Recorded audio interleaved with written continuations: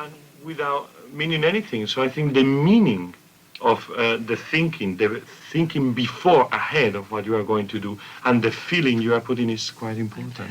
It goes back to the technique. Yeah. Really. Yeah. Don't you also have to be sympathetic towards each other as people, though? To get It this helps electricity going. It helps. Oh, for the electricity, but you don't really always have to like each other very, very much on the stage. This is why we're actors and actresses. Yeah. But it helps. I mean, when I'm working with Placido, I mean, it's a joy because I think we love each other very, very much. But sometimes you are on stage with people that you've never worked with before, and when you in rehearsals, you find that you really are not.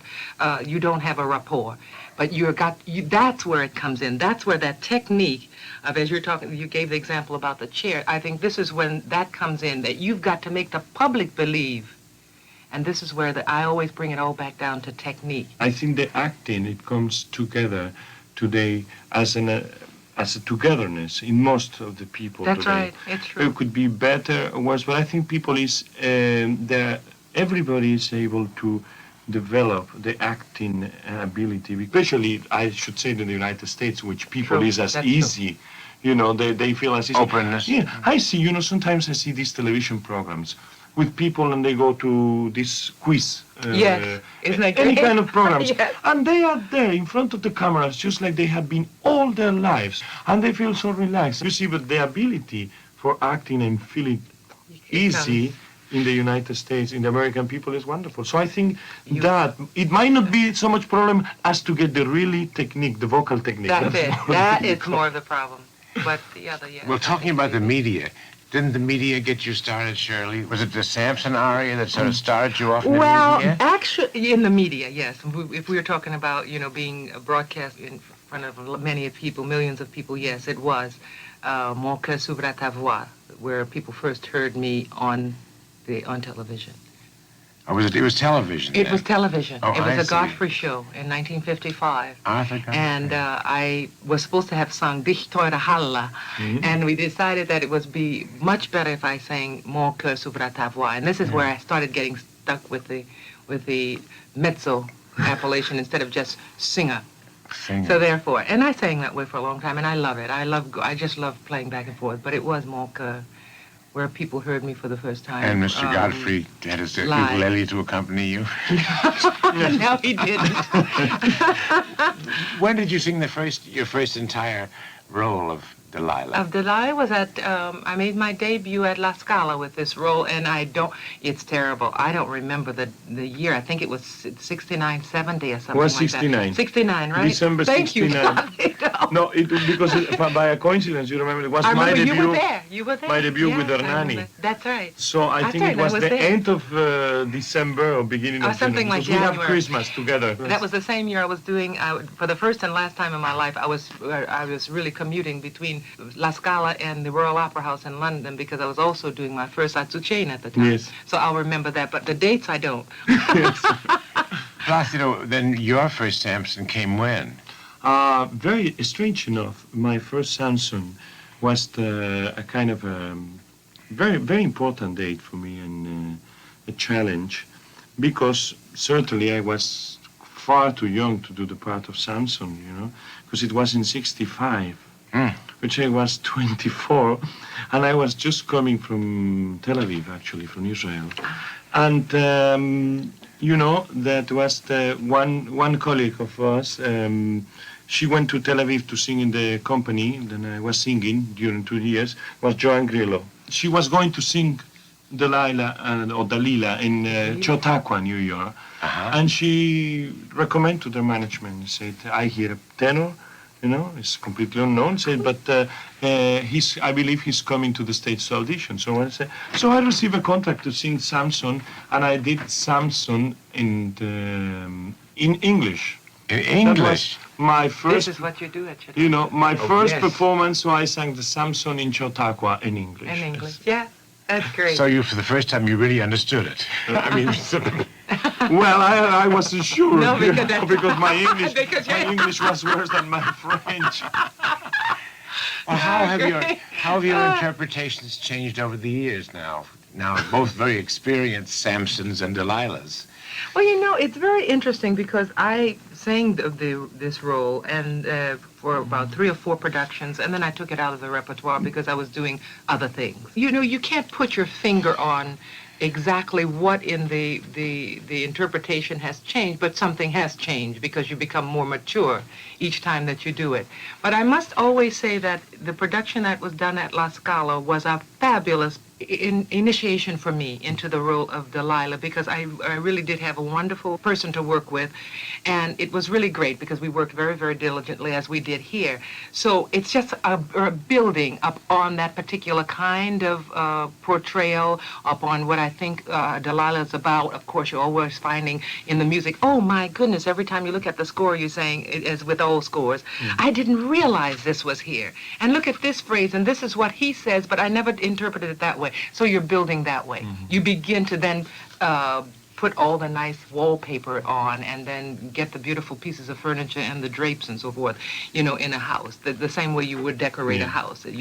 But you have to have that wonderful foundation, and I'm glad I did. Well, so far for me, I have never been unhappy about doing a role for the first time. Same here. I have always been happy because obviously if it's not a good role for me, I will know it ahead. You know, I won't accept it, and so. You're very careful. Excuse me. You're careful about. Well, no, choosing roles. I wasn't careful in the beginning, because in the beginning it's just then you take the risk. Yes. But approaching the last rehearsals, you know, I will, especially in those days, I will say no, I don't do it. Because if I feel I can do it today, I know far ahead if it's going to be good for my voice or not. But I say this because I have always been. At the moment what I thought, I was entirely satisfied with the part in that very day. And then when you talk 5 years later and you have, let's say it in some cases, Samson I haven't seen that much, but when you have already 20 performances on your shoulders, you say, God, is it? How can I say that was good? But yet, in that moment, it was good. It was. And by the time you approach the 100th performance of a particular role, you say, God, how can I say the 20th was good, you know? So that it really grows. Then you realize you don't know what is happening, but all of a sudden the roles are growing, and you feel you can sing there easier, and you feel easier on the stage and so on. So that's the wonderful thing. You don't know exactly what is the change, but there exists. Did the Bible story ever have a great impact on you when you started studying the role? For me, no. And I was brought up with it. I guess I'm one of these artists. I think that in many cases, you know, if you're doing Shakespeare and so forth, and like as Verdi has said many things, it's wonderful to go back, and we possibly have read a lot of these things ourselves when we were in school in literature classes and so forth. But I don't necessarily feel, from my standpoint, that one has to do that. If it is a great score, a lot is said right there in the music, and what the interplay is between. I am one of these people who like to read books, but what I'm saying is, just because I like to read the books and go back into the historical business, I don't really think that it is always necessary, because sometimes you find that you may get in trouble because something is left out of the original that is in that score, and so what you're dealing with is that score. And if you start trying to put in too many little things, you begin to mix people up. Well, I think for me, in this story, I mean, when you know in the religion, the passage of in the Bible, the passage of Samson, and so on, I think like a young boy, you know, you always feel kind of identified with that tremendous character, protecting everybody and being so strong, you know, then you would love to be that kind of character in your imagination, you know, at that age. But I think the influence for me and tremendous inspiration for me to one day be able to do the role, if I was singing, is the film with Victor Metier and Hedy Lamarr. That's an absolutely beautiful film. It was a beautiful film. I have seen it, I believe, about 10 times in my life. And just recently I was in Spain in June, and they were passing the film again. And I am getting a copy now because it's so beautiful. It was made by Cecil B. DeMille. Yeah. And it's one of the most beautiful films ever made. You know? May I say that somebody told me the other day, said, Placido reminds me about, he looks like Victor Mature. and when he comes on stage, I said, oh, I think that would make him very happy. Okay, of course. Shirley, Fantastic. Shirley, is Delilah more than just a seductress? What do you think of her as a person? Well, the way she's called in the score, I take it from that she's a priestess. A lot of people like to play that down, but she is a priestess of Dagon. But she has a fantastic pride in what she can do also as a woman.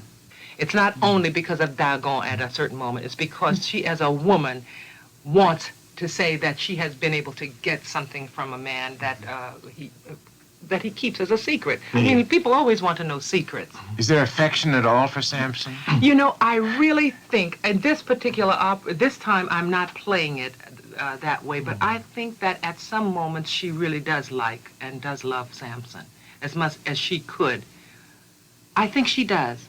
What moments musically move you the most? There are different kind of feelings in this opera because it's a special kind of role for me because of the conflict with the real tremendous attraction and for this incredible sedutrice.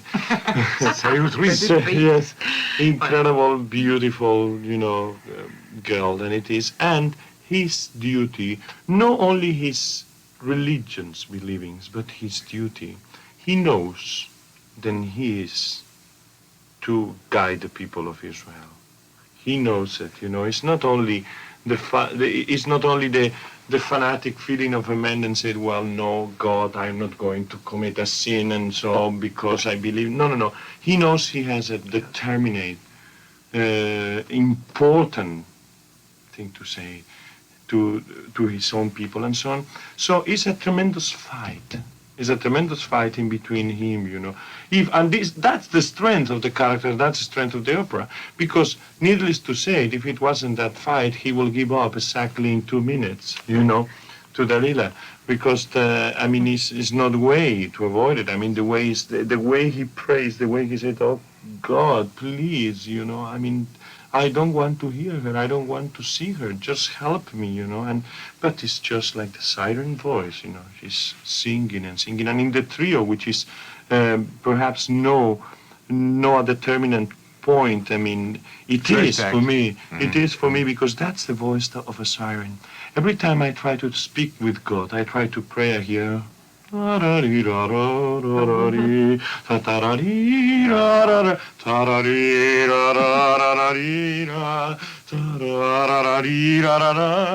It's just like something that is coming around you constantly, and you hear it and you feel it, and then you are having God, and not only God, but the whole Hebrew speaking also, and say, please.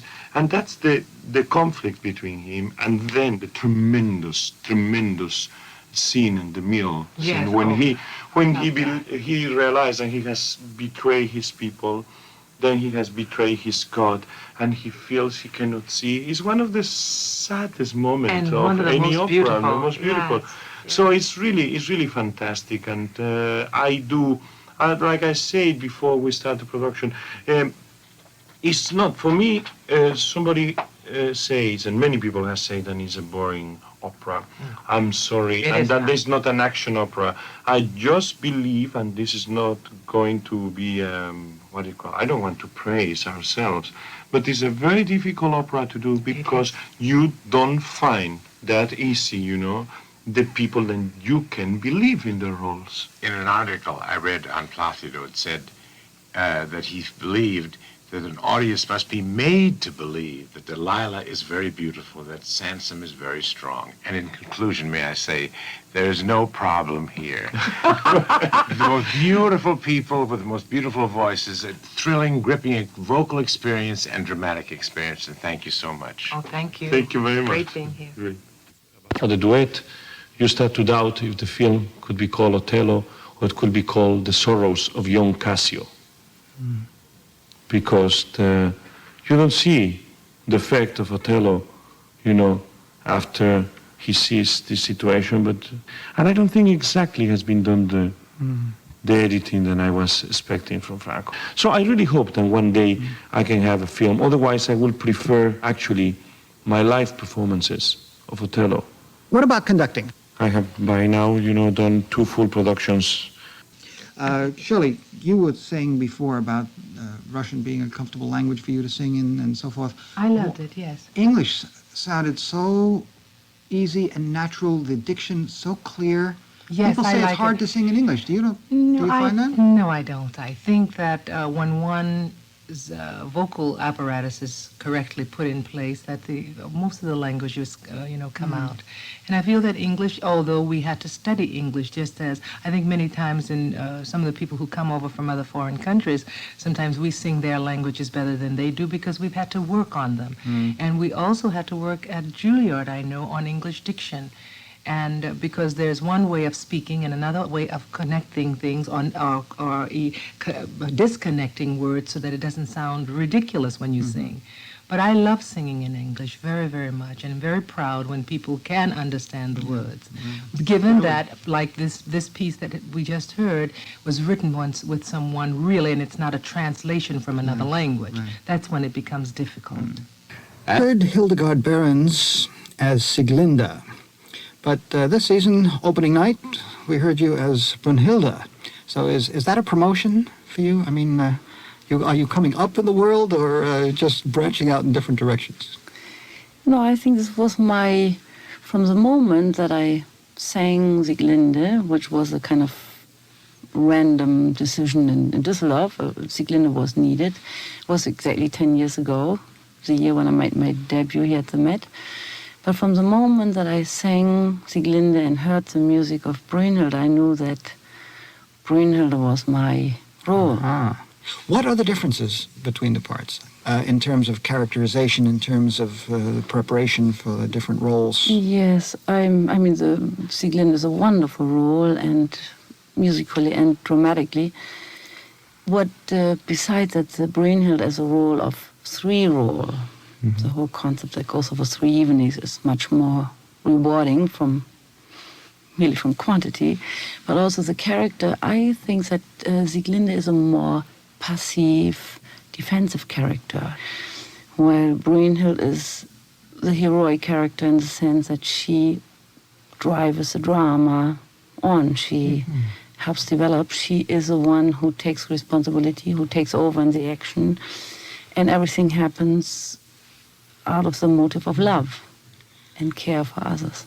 Hildegard, for the last 3 seasons or so, you have sung all 3 Brunnhildes at Bayreuth. Yes.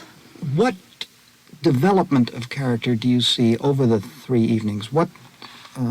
How does she change?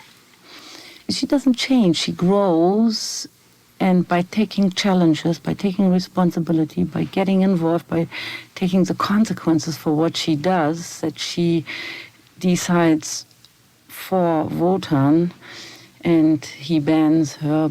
Then she wakes up in Siegfried, and in a way she anticipates that already at the end of Valkyrie, where she is a daughter and not that emancipated yet and independent from Wotan.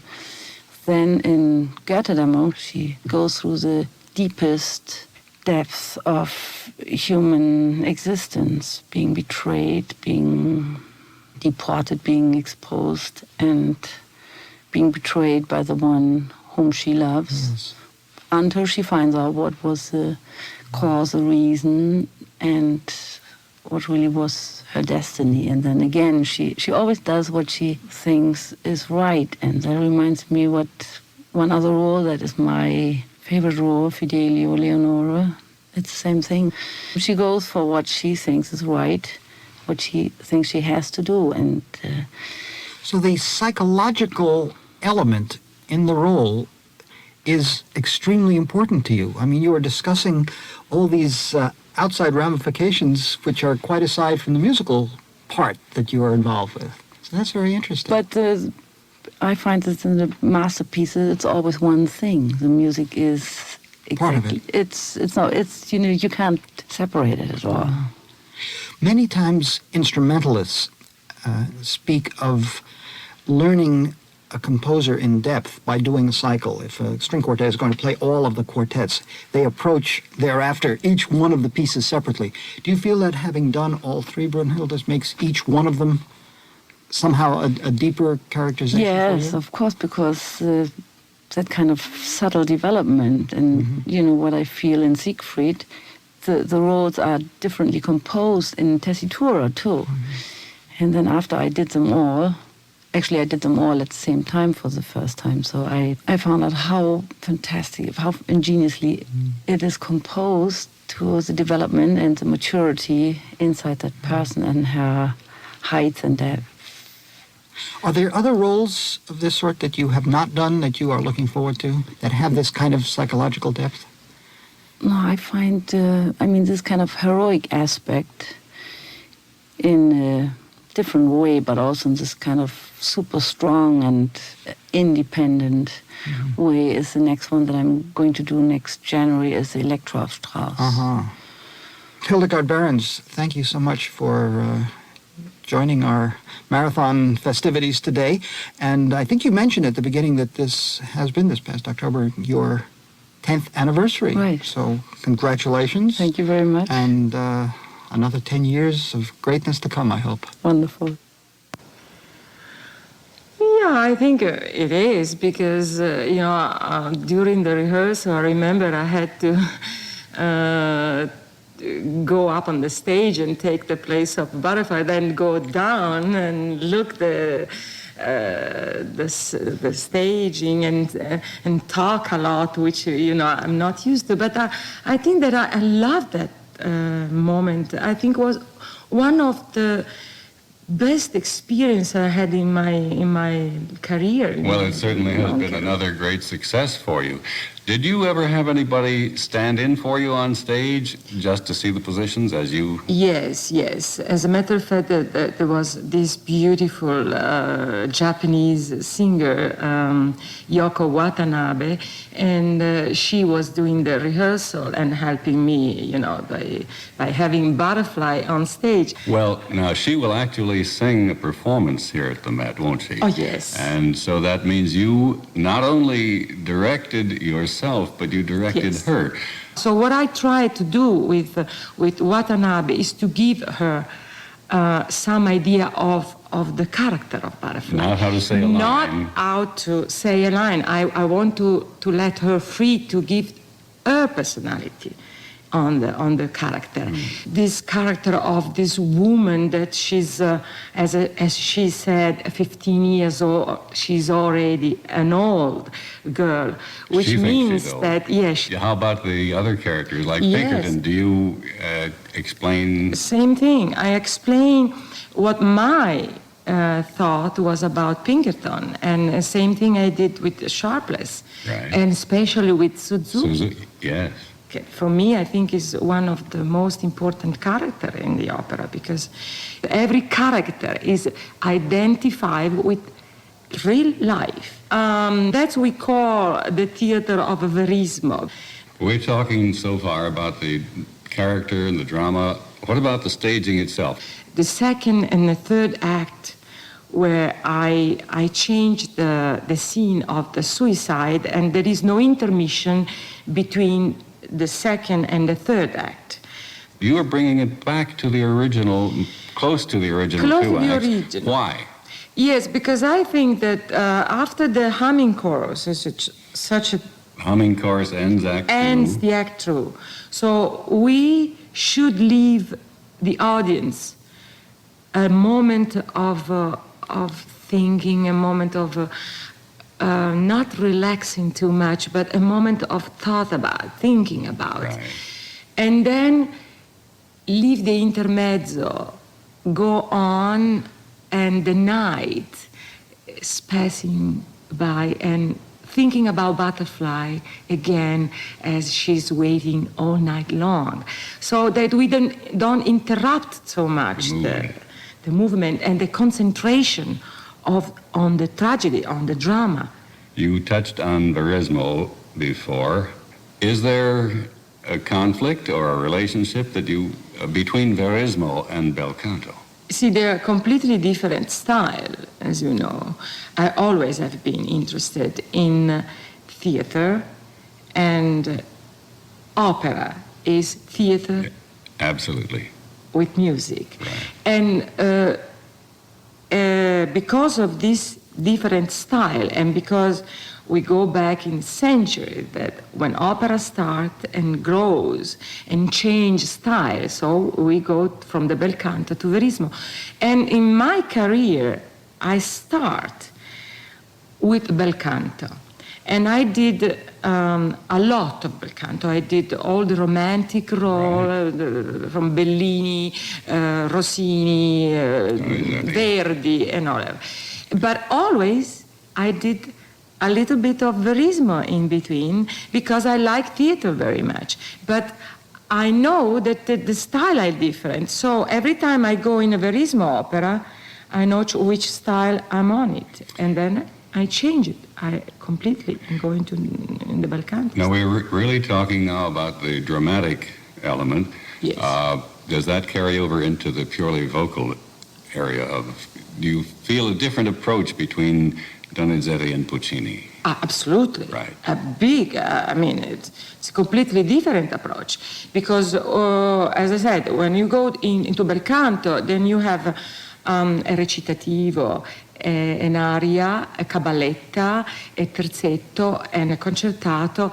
It's different construction. And yes, a musical construction. And the voice has to be able to stay on that musical construction. In the verismo, it's a different approach, because it's a theater. It's like you are an actress and a singer.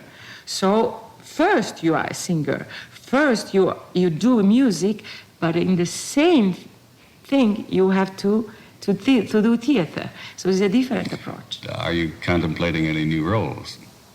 Yes, I would like very much to complete my Puccini project, because I sang almost all Puccini, and Fanciulla del West is one of my projects. And another opera in the verismo area is La Vallie. Do you intend to spend much of your time directing now?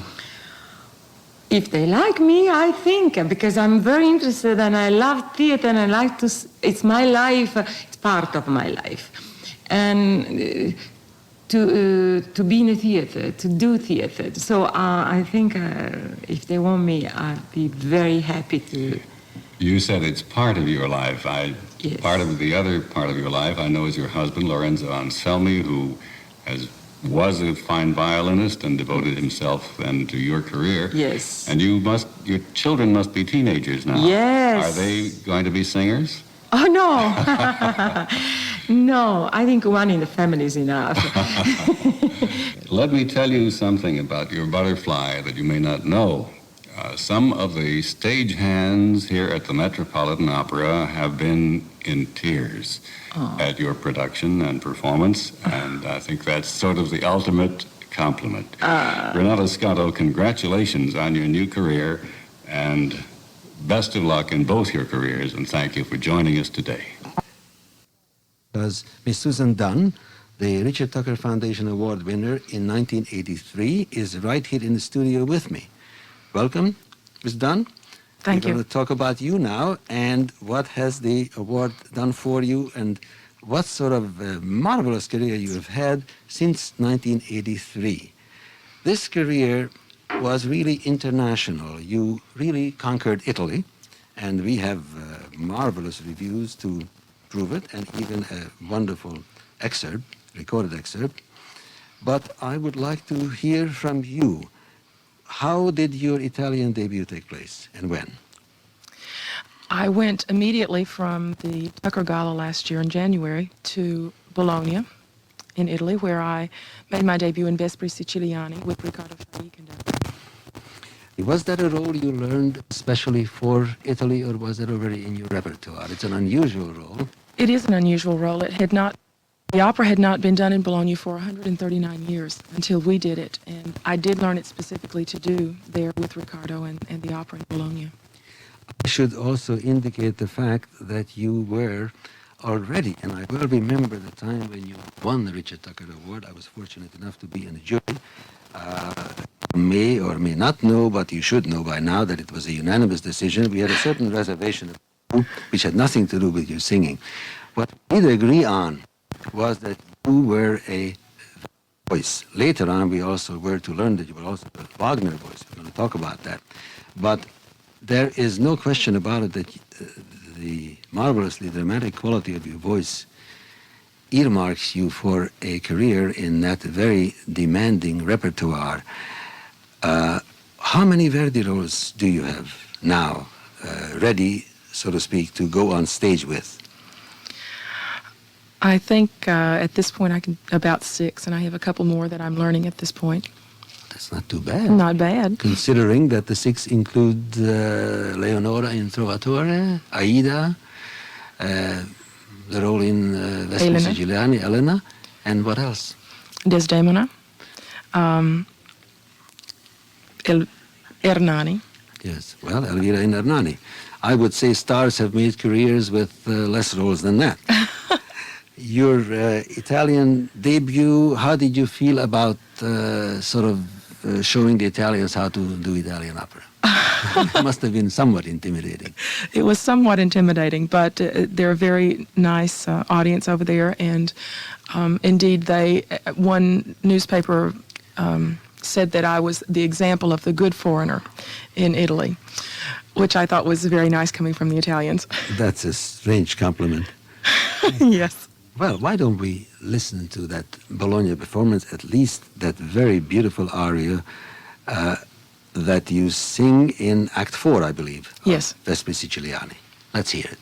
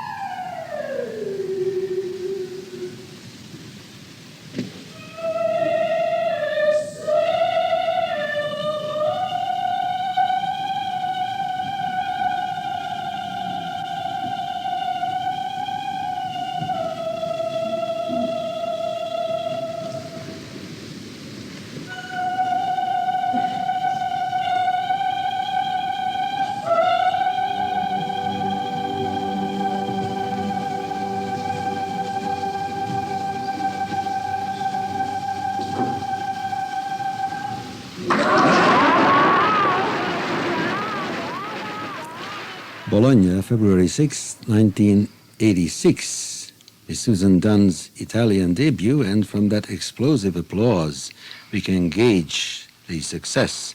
Now, I'm going to read a review that easily applies to that performance of I Vespri Siciliani, where Miss Dunn sang Elena, an extremely trying role. The review that I'm going to read from is closer to home and closer to this date. Just a month ago, Donald Hanahan, reviewing Susan Dunn's performance in Washington as Leonora in Verdi's Il Trovatore, said, and I quote, "She produced columns of glorious tone without seeming to strain, as if she could sing Leonora before lunch and Aida afterward. Her top is free, unforced, and gleaming," and so on and so forth. Well, let me read that so on and so forth. The high, soft notes floating out without a hint of metal in them. Her D'amor sull'ali rosee was exquisitely turned. Her even production and breath control testified to a sound vocal technique, and so on and so forth. Now I can say it. I think it's quite remarkable. We heard it all. It is, as I said before, a beautiful, wonderfully full Verdi voice, Verdi soprano voice. You may not care to sing, Leonora for lunch and Aida afterwards, but you don't have to, thank God for that. How did you develop that wonderful dramatic voice? Oh, You're very young. I suppose you could say I started in church. I made my debut at age 5, singing in a Bible school closing. And I've always sung, and went away to graduate school in Indiana and met my teacher, John Wustman, there. And I think we've both just worked on it since then. It's been getting better. And Mr. Wustman did not give you the usual caveats that, my dear, you're too young, you shouldn't start on these dramatic roles? Age has nothing to do with it. If you have that kind of voice, you should cultivate it, and you are a living proof of that. I should also add that in 1985, you triumphed in an entirely different role, Sieglinde, in the first act of Wagner's Die Walküre, right here in Carnegie Hall. Do you do Wagner roles as well? I don't do a lot of Wagner. I'd like to save that for a little bit later in my career, but I was very interested in doing the Sieglinde, and later on I did a Gutrune in Dallas. But I think it's time to put them away for a little while. Well, you can put them away while rereading Tim Page's review in the New York Times, who said that Sunday, January 6th, will be remembered as the day when the soprano Susan Dunn took her first majestic step into the annals of musical history. She made a staggering impression with a huge, flexible voice that easily cut through any fortissimo the American Symphony Orchestra could dish out, yet that was capable of exquisite gentility. End of quote. Tim Page in the New York Times. I think it's wise for you, with all that, to put Wagner on a shelf for a while, if I may say so, because you have such a fantastic career waiting for you in the Italian repertoire.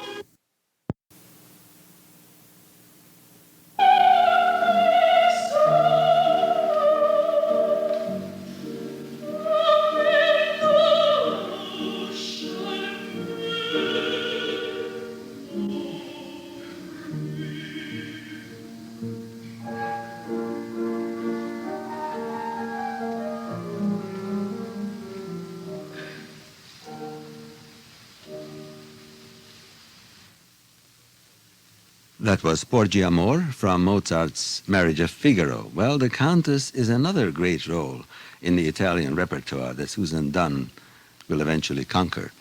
What were the influences? What were your models when you began your career?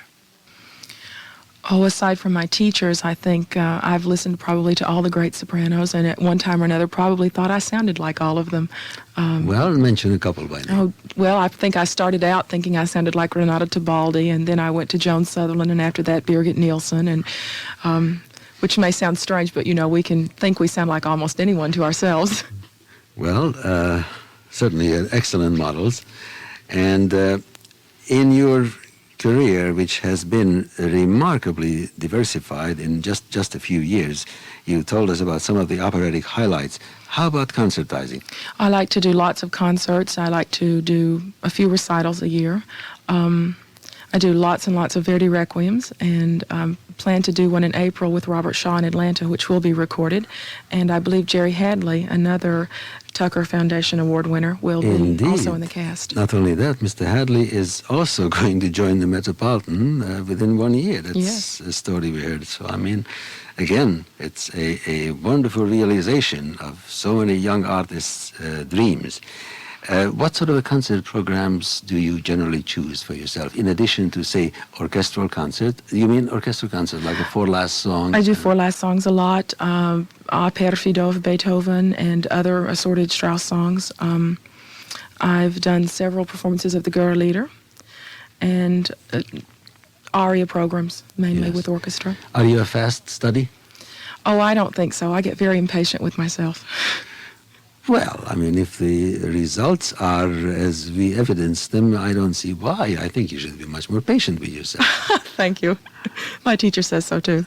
Naturally, to realize singing to the degree you practice it takes some work, although, as Mr. Hanan says,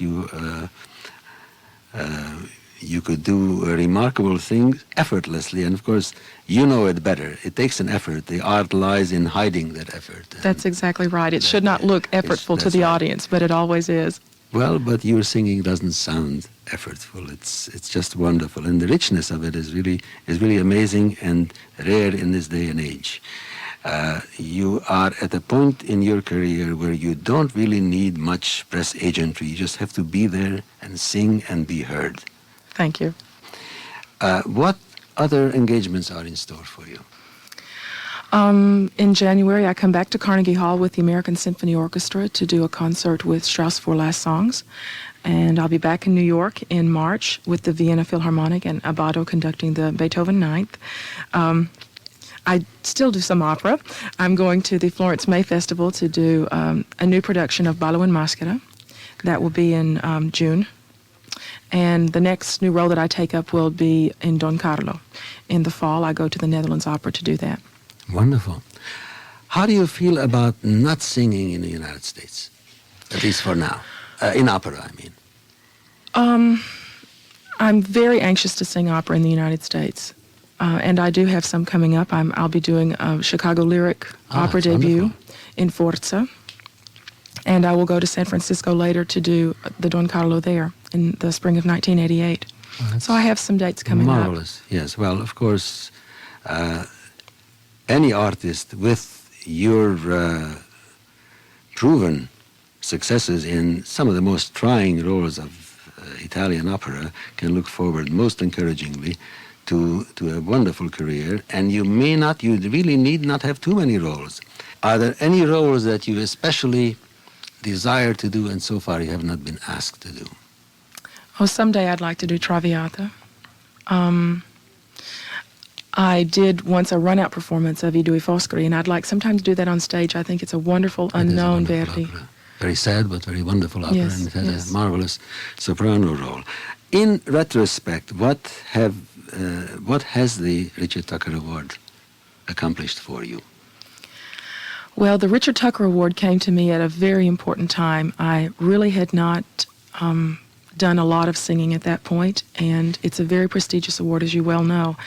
There was a lot of publicity attached to it. A lot of impresarios, different people heard my name at that time. And then, of course, I was included in the gala concert in Carnegie Hall, and a lot of other people heard about me there. I think it gave a real impetus to my career. Gaining the award encouraged me, and it gave a certain validation to success that I had already had. Yes, well, actually, this is what Richard Tucker's wish would have been, to give deserving young singers that extra amount of recognition that carries them over into the realm of stardom. And this is what your wonderful career so far has shown, and I am sure you'll just go on to bigger and better things all the time. Thank you. Susan Dunn, thank you very much for visiting me. This is George Jellinek, back to our concert. Good time, yes, it's very exciting. I don't have a performance on the exact day, but I think it's, December 22? Yes, that's right. 1965, I made my debut. Well, listen, about half of the roles that you have sung here at the Metropolitan have been Verdi operas. So you're the big Verdi baritone around here, and you must tell us, therefore, what to you is special about Verdi, if you have any favorite roles and all that sort of thing.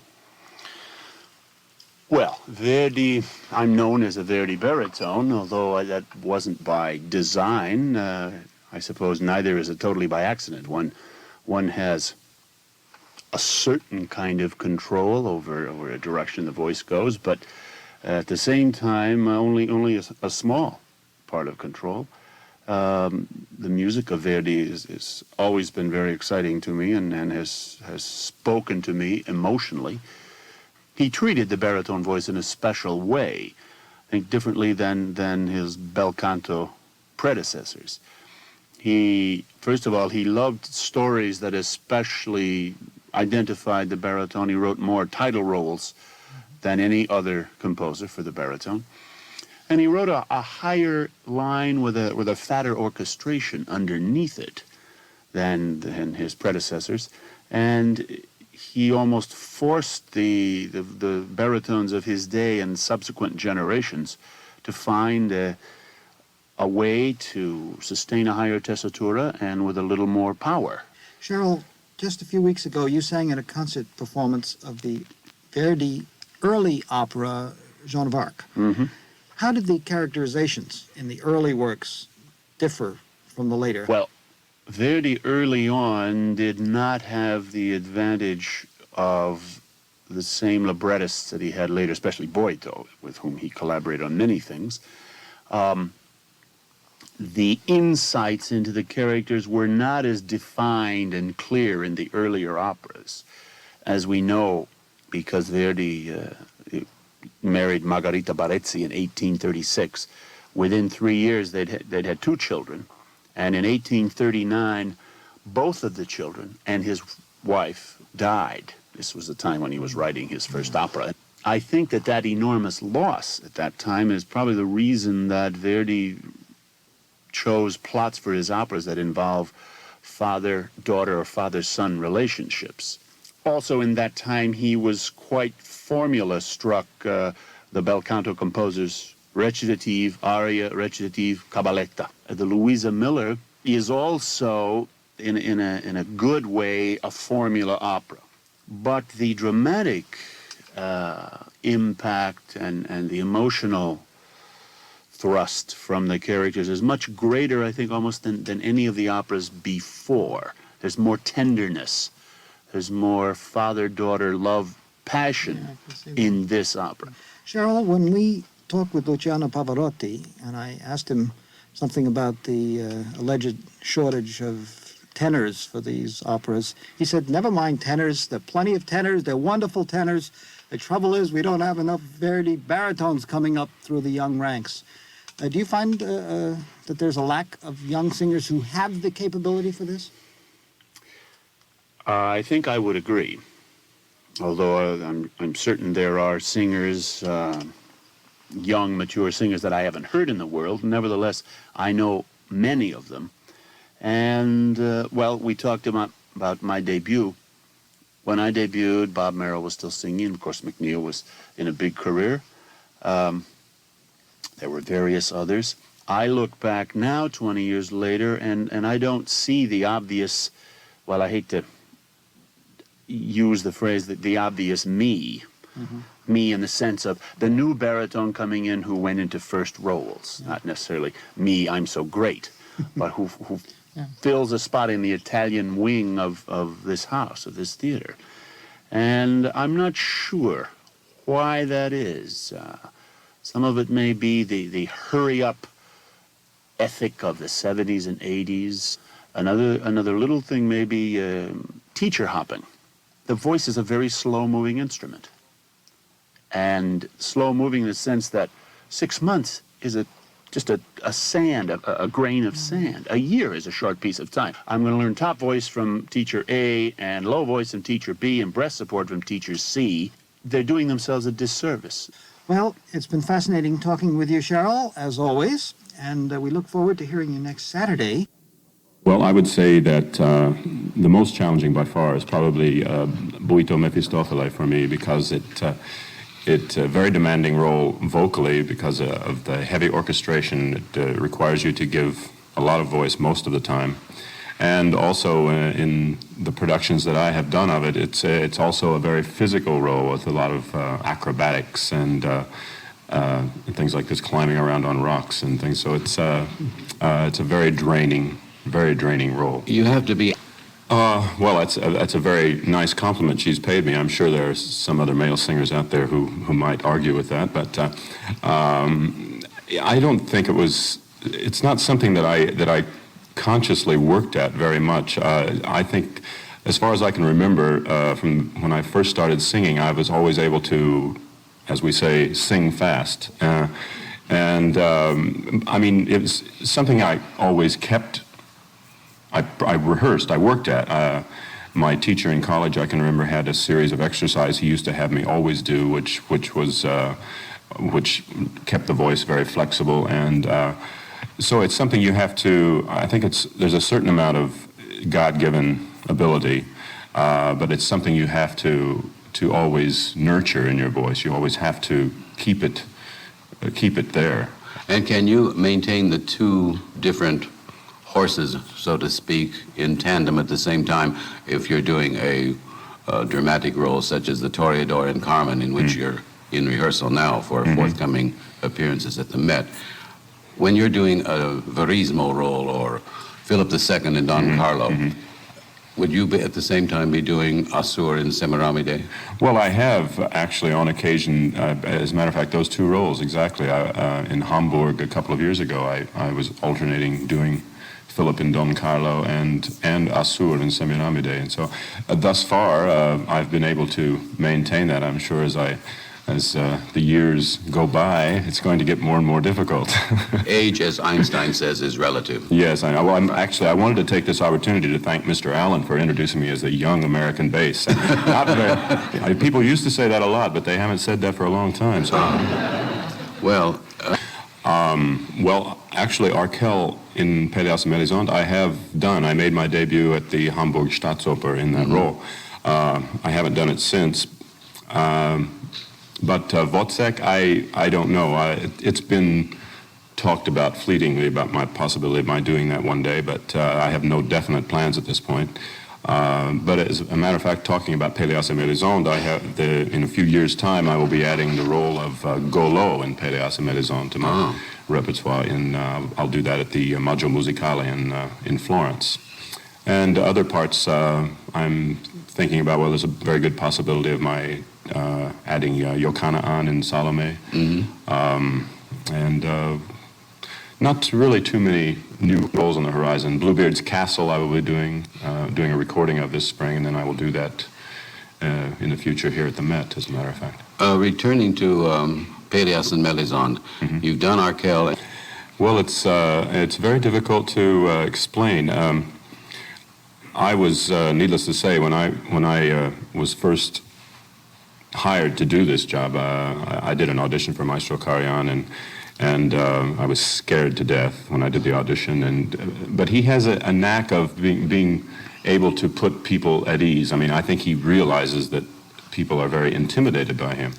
And one of the most thrilling experiences of the whole project was before we did the recording, where the whole cast assembled in Salzburg for about 4 or 5 days just for piano rehearsals with the maestro, and it was just one of the most fascinating experiences I've ever had. I mean, what he can get out of singers by just a very simple suggestion, and also in making music too. Everything is so simple, and he just makes you want to give the most you can. I've heard that when he does record a complete opera, there is no formal recording schedule per se, that the entire cast is on hand at all sessions, and you never know what you're going to record until Karajan mounts the podium and he says, we'll do such and such a section from Act 2 or so on. Is that true? That's true. For almost all the sessions, the whole cast was assembled in the Musikverein in Berlin, and he would just say, we'll do you today, or we'll do you today. Yes. And yes, that's the way it is. It's a good technique. It keeps you on your toes. It makes for a very exciting recording. Because you never know when you've got to be ready. You've got to be ready at all times, exactly. But I'm told, too, he is a very rapid recorder, that because the Berlin Philharmonic is almost an extension of Karajan and vice versa, that once you start recording, he can do a complete opera in almost half the time any other conductor does. Exactly, and many things, I mean, I only had this one experience, but many long sections of the opera were done, we would just go through in one take, and he'd say, that's fine. Yes. I mean, lots of recordings, you do, take after take of a section, and then you go back and you do, I don't like this note, let's do that again, I'll put this note here, but it's not like that with Karajan. Well, I'm glad to hear, because, and I'm sure Mr. Kleinfuss will be too, that all those stories we've heard are true. I've just started doing recitals to any extent. This past year, I did a brief recital tour in October around the country, and it was sort of leading up to the Carnegie Hall recital just a couple of weeks ago. And I was frightened to death of the prospect of doing recitals, because I don't know, it's very difficult. It's much more different in opera. In opera, you have all these people around you, you have costumes, you have a set you can go up and lean against once in a while.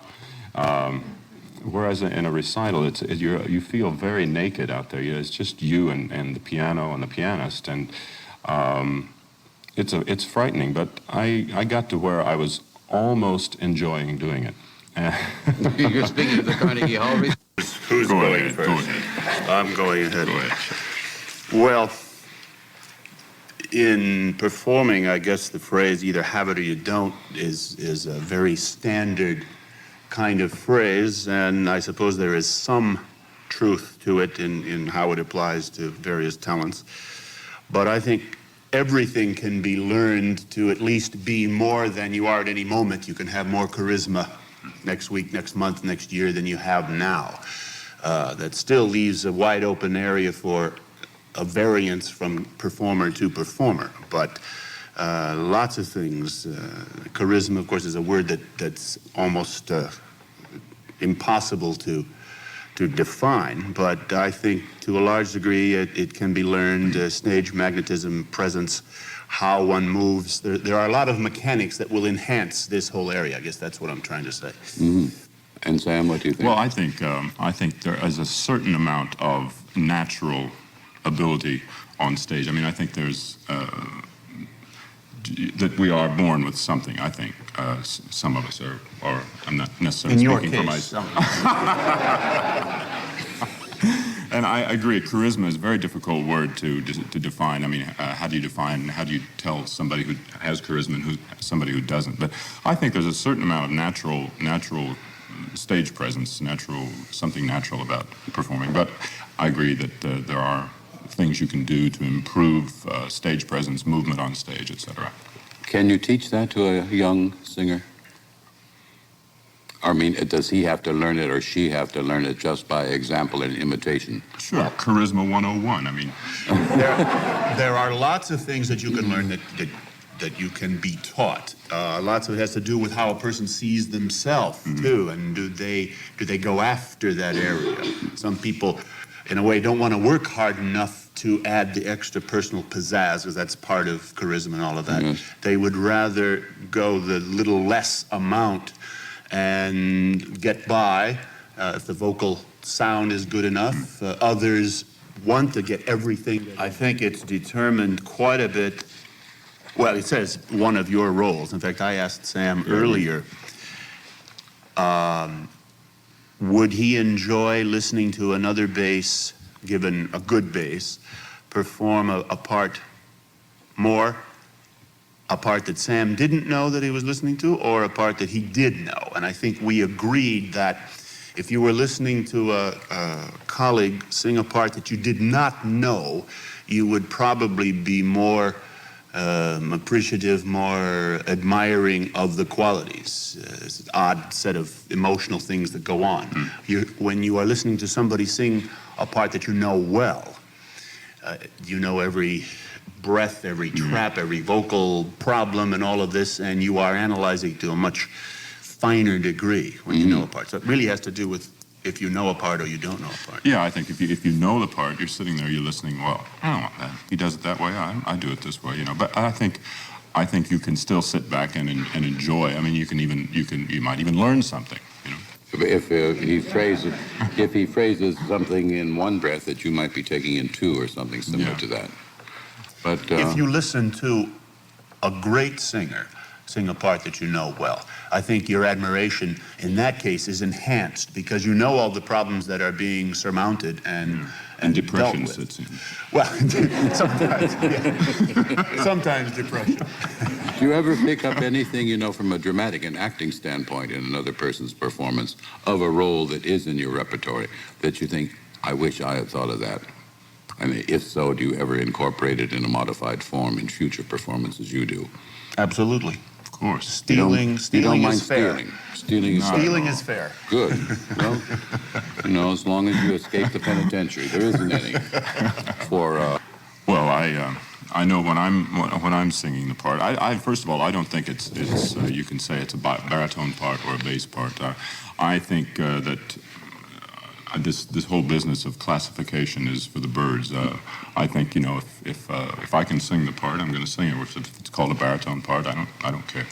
But with Giovanni, sometimes I think in the middle of the serenade, I mean that's a problem spot for me. Sometimes in the middle of the serenade on a given performance, I will say in the back of my head, I'm saying that no, this is better done by a baritone. For Dei Vieni alla Finestra. Yeah. Sherrill, what do you think? Well, I agree in that. I don't think Giovanni is a voice classification part. I think it is a flair part.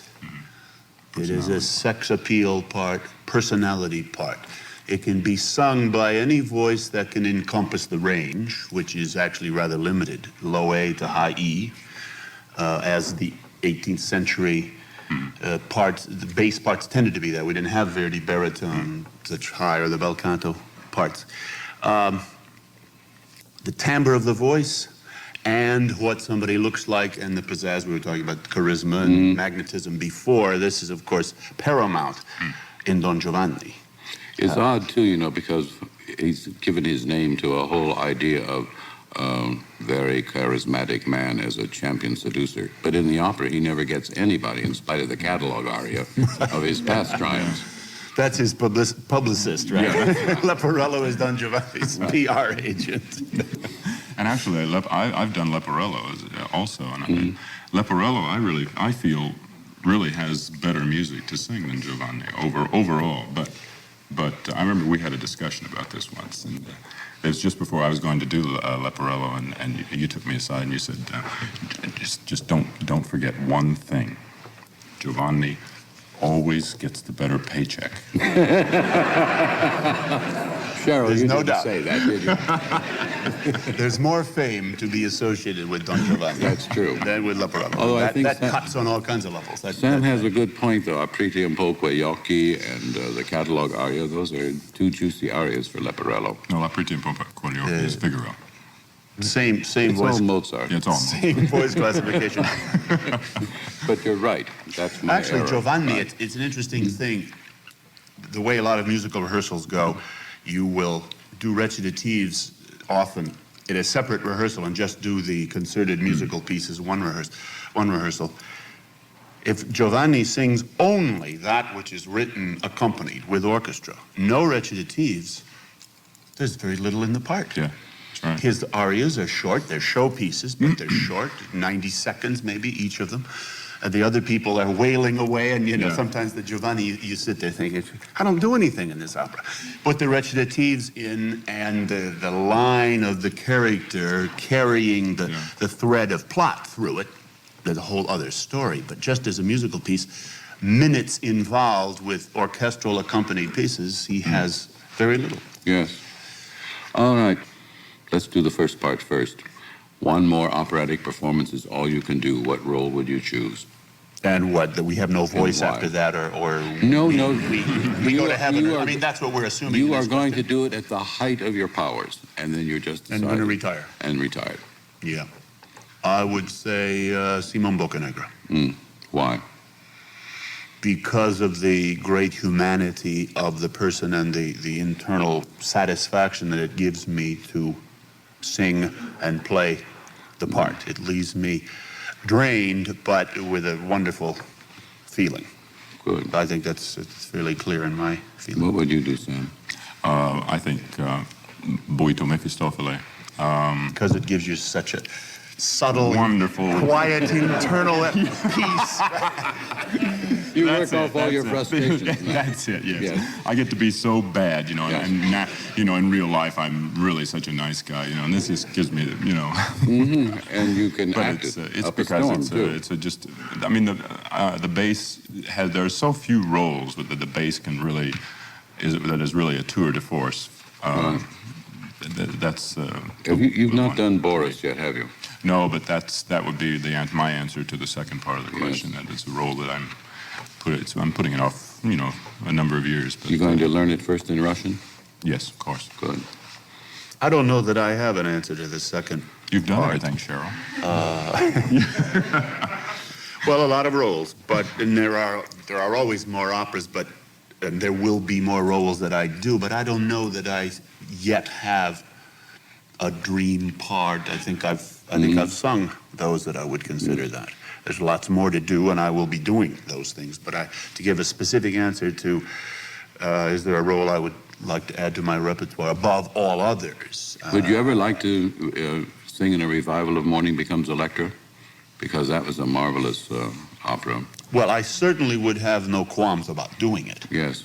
And it was a great cast at the old house. Yeah. With Marie Collier and... Oh yeah, no, that was a wonderful piece. Okay.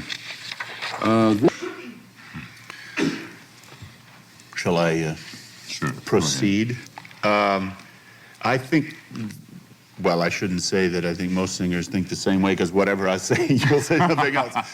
But when one is involved in a recording, you're just coming from some recordings, you've studied it, you've brought together all of the past experiences of live performances, you attempt to bring it to a dramatic vocal peak, and you listen to every take with every vibration you're analyzing.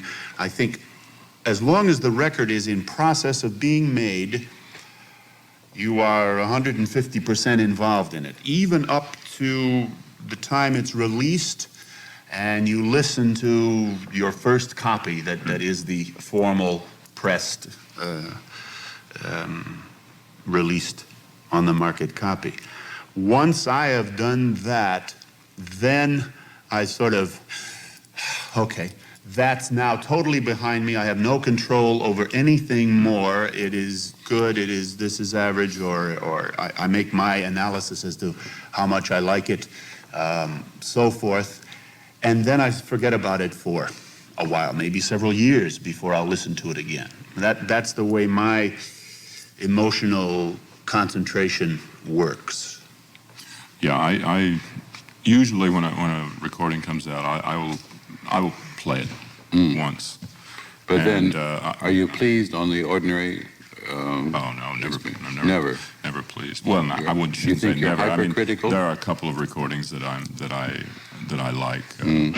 Would you like to name one? Yeah, I can name two actually. The Marriage of Figaro that I did a few years ago with Schulte, and because I think it was one of the first recordings that I did of a role that I had done a lot on stage. I did most of my early recordings were off-the-wall operas anyway, and things that I'd never done on stage, and it's difficult doing to record something that you've never done on stage. Yeah, that's a problem. And but the Figaro was, of course, it's the role that I probably have done the most on stage of any. So for that, Do you reason, find, I think. either of you, that in recording you miss the stimulus of a live audience? You know, there's the cold microphone staring you in the face, and I there's think no you- appreciative comeback, you know, as you sing. You miss it, especially if you have not tasted it on stage. Yeah. If you have done an opera on stage quite a number of times, you can bring those memories into use on microphone. Yeah. If you haven't done it, you have no framework of reference in that Right. area. I agree. Yeah. My recording, there's probably more than one, but one in particular probably has to do with the new production at the Met in 67-8 of Louisa Miller. The Louisa Miller recording I love very much, but maybe because I especially love the opera. Yes. And it was kind of a landmark set of performances for me at the Met. So there's several ways in which I love Louisa Miller. Beautiful opera. Now, Oh, yeah. The first experience wasn't quite so hair-raising, although it was a shock. I did a guest performance in Mannheim in Otello, and only the Otello Iago Desdemona sang in Italian. The other small parts and chorus sang in German, and I didn't know that. And that's disconcerting, perhaps even more disconcerting in that I knew a lot of the words they were saying, and they weren't the Italian text. Cheryl, I'm sorry to interrupt you, but that vicious red light is blinking off and on. Our time is up for this afternoon. Time for Opera News on the air. Our host today is Robert Lawrence. Our guest is one of the most illustrious sopranos of all time. For 20 years, from 1918 to 1938, Rosa PONSELLE dazzled and overwhelmed opera lovers by the richness and brilliance of her voice and her dramatic portrayals. And now, Mr. Lawrence, will you take over, please? Thank you, Mr. Cross. La Forza del Destino was first given in St. Petersburg, but it didn't reach the Metropolitan until 1918. Enrico Caruso sang Alvaro, Giuseppe De Luca, Don Carlo, Jose Mardones, Padre Guardiano, and a young American soprano, making her first operatic appearance anywhere, sang the role of Leonora. She was Rosa PONSELLE. It seems inconceivable that a young American girl, barely out of her teens, should walk onto an operatic stage for the first time in her life and sing a role as demanding as Leonora. Mr. Lawrence, I didn't just walk on that stage, either for that performance or any other I ever sang. You mean you were nervous? Oh, that's the understatement of the century. I wasn't even able to dress myself. My sister Camilla had to help me. I couldn't put on my makeup. That was done for me, too, believe it or not. And then after I was all put together, I went to look for Caruso in the wings. I knew he believed in me, and I wanted him to tell me not to be afraid. This was the first time Caruso had ever sung Alvaro, and he was nervous, too. He kept walking up and down, striking his forehead, shouting, "Never again, never again. It takes 10 years of my life with every premiere, never again. It's too much to ask of any man. I'll never do it again." But of course he mastered his nerves, and so did you. It didn't come so easy, Mr. Lawrence. You see, Leonora is on the stage as the curtain rises, and the tenor makes his entrance a little later through the window. And I'll never forget, as he made that entrance, he put his arms around me and started his And in the alternate phrases, I would say, sto morendo, I'm dying. And he said, coraggio ti sostengo. Oh, I'll never forget it. And he, poor darling, was dying in his tracks, too. That's very funny. Oh. But I imagine once the first act was over, it was much easier, wasn't it? Not for me. I was actually surprised to find myself alive and thoroughly convinced I'd never make the second act. In the cloister scene, where Leonora goes to hide from the world, I think I finally came to. No one can remain unmoved as Leonora cries out, "De non m'abbandonar, de non m'abbandonar, pietà, pietà, Signor, pietà, de non m'abbandonar, pietà, pietà, Signor, Signor, pietà, pietà di me." Thinking back, I do believe I was praying as much for myself as for Leonora. Then we came to the place that meant everything to me on that first night so long ago. Guardiano's impulse in the beginning is to send Leonora away. She runs to the cross, kneels before it, begs the intercession of God, and Guardiano relents. Leonora's voice rises. Guardiano's descends.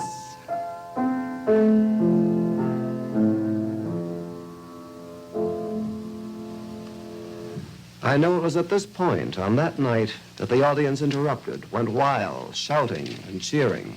I'll never forget it. I put my arms around the cross, holding my head down, and suddenly I felt a great serenity. From that moment on, my fears left me.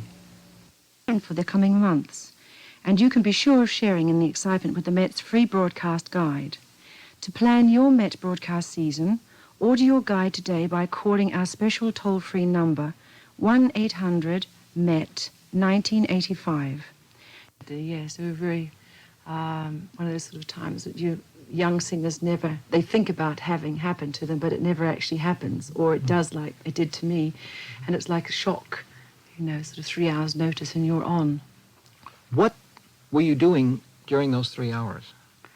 I was just trying to get myself together because, you need a lot of calm before a performance. You need not to have your mind befuddled by mundane thoughts of, like minor shopping and, what I'm going to do today before I was actually going to the performance to watch it. So I was thinking about that sort of thing. Does the pressure of a broadcast make it better or worse for you? Do you like the idea that it is going out to many, many more listeners than are actually in the house, or does this bother you? I think it's twofold, really. You really want to get to as many people as possible. And I think that's the major aim in most singers. Not because it makes you famous, it's because you hope that there will be maybe 5 or 6 people who will come and keep coming to opera all the time. But the other side of it is if something dreadful goes wrong, you can't save the situation and pull the plug, That's right. And you don't want the audience to be disillusioned by a major disaster. And I always find that's the safest thing is to have it slightly delayed by a day or so. I guess the particular piece you sang that was seen by more viewers and heard by more listeners than anything else in most anybody's lifetime was the Let the Bright Seraphim, which you sang at the royal wedding. Did that have the same kind of spark for you? Did that have the same sort of excitement? Yes, I think that was far more terrifying because by that time I had a reasonable reputation to uphold, and I had to come up with exceptional good sound and a performance that wasn't going to look like I was nervous. So I looked back at the tape later and I thought, my goodness, what am I smiling so much for? I think it was sort of fixed on my face. I was so terrified. Well, we will hear Kiri to KANAWA singing that aria along with the rest of your role in Handel's Samson, the broadcast on March 1st. But on March 15th, Simon Boccanegra, and that brings us back to Verdi, which is sort of the overall subject of our marathon this year. What does Verdi mean to you? What sort of opportunities does it give you? What sort of challenges? What's special about Verdi as opposed to any other composer you will sing? He has a very, gosh, it's quite difficult really. He has a variety of musicality, I suppose, that has more depth for me in the Italian repertoire than a lot of other composers. That he's sort of, if you want to call it, slightly unpredictable in an Italian sort of way, in that some of the tunes are really glorious and you don't quite find where they're going sometimes. Not that that is a bad thing, it's just that it's nice to have things that are unpredictable than predictable. And for me, Verdi is a composer that has a better style for me and for my sort of voice. You have spoken to the musical aspects. Is there something in the dramatic values that also is different for you? Well, he composed around some very good plots, I find, and that helps a lot too. Otello, Boccanegra is very much an Otello, the sister or the brother to Otello, and sometimes when you're singing it, you feel, gosh, which way am I going? Is this Otello or Boccanegra? But I enjoy both those roles that I do. Dramatically, of course, Otello was sensational. Boccanegra is slightly more introverted in its plot. How do you develop this as you are studying a role? Do you divorce the music and the drama and put them together at a later stage, or do you assimilate it all together? I think it builds on itself after a while. Once you've learned it, you've studied enough of it, and you've read enough of the stories of why he did it and in what relation to his life and things like that, if you can find those stories. And then assess it for yourself to try and make the public understand its, I don't know, its sort of value, I suppose. But you do your homework then. You do read up on the story of the opera, yes, the biography of the composer, whatever may be involved in the particular instance. If I can get the information, which is sometimes quite hard to come by, and truthful information too. Well, that's true, yes, I guess. This is very important. That you, yes, I do read up a lot of it, but eventually you have to get yourself onto the stage and put yourself in the position of the character and say, well, am I going to present it correctly for the audience without going over the top, you know? Well, we will certainly be looking ahead both to Samson, as we mentioned, and the Simone Boccanegra. So, Kiri to KANAWA, maybe before we let you go, a word on what is special for you about the Met itself. Oh, gosh, you've got a couple of hours? The short form. You just have to say that the Met is wonderful. It is an internationally renowned opera house, and to be there with a New York public, of course, which helps make it immensely. There's nothing like it. It gives you that charge that nothing in the world, that can't give you that buzz. Nothing in life can without that sensationalism that it creates in itself, that certain buzz. Well, that is, I guess, the explanation of the quality that you project in the performances. So it all comes together for us in the audience as well. Kiri to KANAWA, again, deep thanks to you. Thank you. I'm not really an expert on Verdi, you see. We will hear you later on in duet from Rigoletto. This is one of the several father-daughter relationships that you portray in these operas. Do you feel that, in general, Verdi gives you something to chew on in terms of the characterizations as well as the vocal line? For a modern audience, I don't think that Verdi is put together with the kind of drama that we're used to. After all, even in the 1920s, when Puccini was still new in a certain way, the idea of what the drama should be had changed considerably from what it had started out in the early days of opera. Verdi bridged the gap. The difference between his dramatic approach from his early operas to Falstaff and Otello are enormous, and he encompassed a marvelous transition, I think, from his early operas, getting more dramatic sense in terms of his a recitative didn't become just straight recitative, and then I sing the aria, and then I sing the cabaletta. It got to where there were long passages which are accompanied recitativo, where dramatically they're marvelous. The father-daughter relationship, the family relationships, of course, are always very strong in them. As a man with 5 children, I feel strongly about them, and it's apparent in the way he does things. Cornell, do you prepare yourself for these dramatic challenges? Do you study a role from the pure acting vantage point, or do you learn it all together? Or do you leave it for the director to tell you? Do you want to know what I should do or what I do? Well, either or. Why don't you tell us what you should do, and then we can rub our hands in glee while you tell us what you do. I think you should read the original piece. I think you should read the original Hernani of Hernani, for example. I started, as a matter of fact, the stage director here, Bill Butler, gave me a copy of it, translated into English, to read before we went into it, which was an interesting thing. On other occasions, I have read the originals and tried to figure out what was going on. And in the end, we have to deal with what the composer has given us. We have to deal with what his libretto has done with it, what the libretto says, what he has written, and try to understand from the music and from what he's written what it is that we are to do, which is not always what the original wanted to do. Still, his distillations of the Shakespeare plays are remarkable. Some of them are dramatically more obvious to the audience than some of the Shakespeare itself. And I don't think that the Italian would require as much study as you would have to completely encompass the somewhat archaic Shakespearean form. He's done a remarkable job of reducing them for opera. Still, when you get to a performance, at what point does the emotional content, the dramatic content, get welded to the music? Is this something Somewhere that you come along in about with? the third performance, unfortunately. Opera theaters are always dealing in terrible time problems. We here at the Met produce more operas in a week than almost any theater in the world, and a greater array of them over a season. And the time struggle and the cost relationship to how much time we have available to us is always enormous. Is enormously difficult, is what I wish to say. We always wish we had more time. We don't really have. So on a work that I've done many times, you can get it right away, even a new production.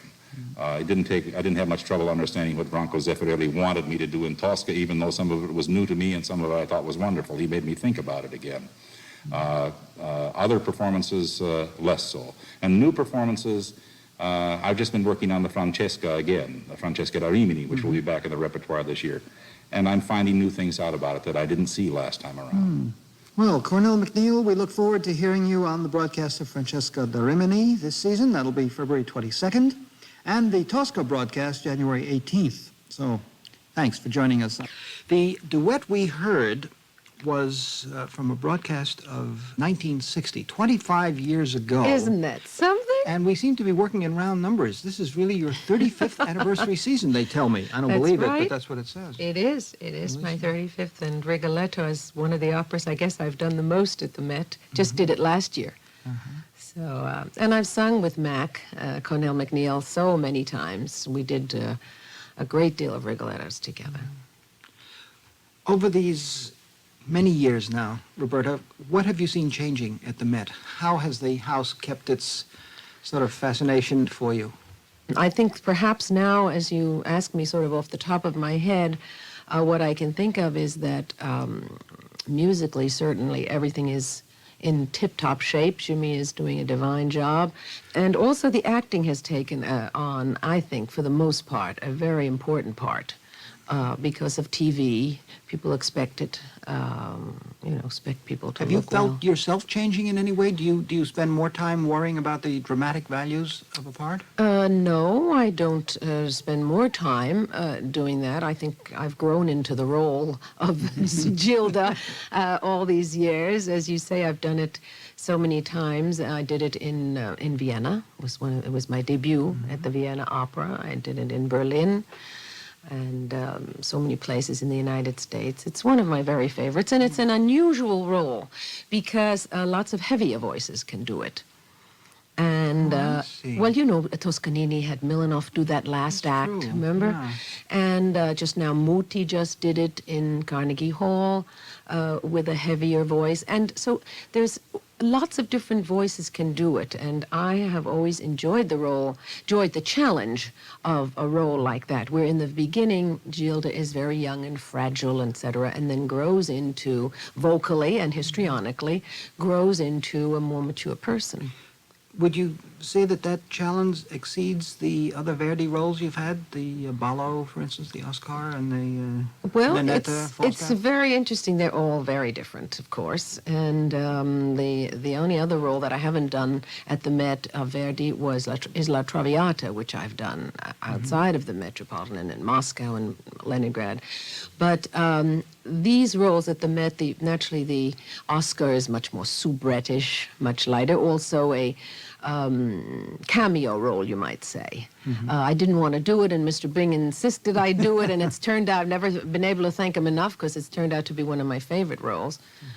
And let's see, what else? What did I do? Rigoletto, Ballo, and what was the other? And Falstaff. Oh yes, Falstaff. The first one I did was with Jimmy Levine conducting, and with Luigi Alva was the tenor in that particular one. Do you find a sort of stylistic difference, or I shouldn't really say stylistic because obviously there is, but vocally, do you find that it makes different demands, these Verdi roles, from some of the other Italian operas you've been known for, the Lucia and Elisir and so forth? It does make different demands. And doing Falstaff, although it's, again, a lighter voiced role than, you know, the other parts, of course, it's the lightest female role in that opera, one does approach it differently because it's a completely different opera. There aren't any arias per se, except there is a lovely little spot for my part, but it's Verdi growing. You know, each particular role I find is very different in its own way. That's fascinating. So just as you spoke of yourself growing in the role, having sung a part many times, you feel that Verdi himself was growing He certainly was, you know, into that Falstaff, that divine Falstaff. It couldn't be better. This Christmas week coming, you will be singing yet again totally different kind of role, the princess in L'Enfant et les Sortilèges. Yes, correct. What sort of an experience is that for you as you work on this one? I've just started to work on it, and I did not see any of the parade performances before, so for me it will be an absolutely new experience. I don't know if that's good or bad, but I will see some performances before I do my own performances. And I'm looking forward very much to working with the conductor, who I hear is marvelous in it. The part itself is charming. It's, again, a cameo role, as are all those roles in that particular opera. And I like it very much. It's very lyrical. It's very beautiful. It's very soft. It's very touching. And very, very sweet the way she speaks to the boy. La Princesse is the part I play. Yes. Well, Roberta Peters, it is a joy, as always, to welcome you, and especially, as I said, on the occasion of the Metropolitan Marathon. So great. And when we think of you, we usually think of the bel canto roles, and we think, well, Handel, and certainly all of the other Rossini and whatnots here.